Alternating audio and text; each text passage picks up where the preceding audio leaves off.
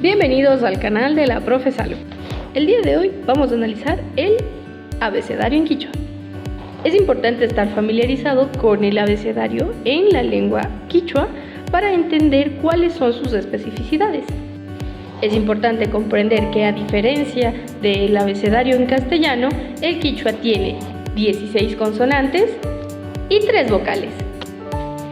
Y las consonantes se pronuncian de esta manera: wa, ra, ya, ta, pa, sa, ja, ka, la, ña, cha, na, ma, ya, sa, y hay una especial que se compone de 2 letras, que es sa. 3 vocales en quichua son i, a, u. Es importante entender también que, dependiendo de la zona geográfica y de la comunidad, la pronunciación varía.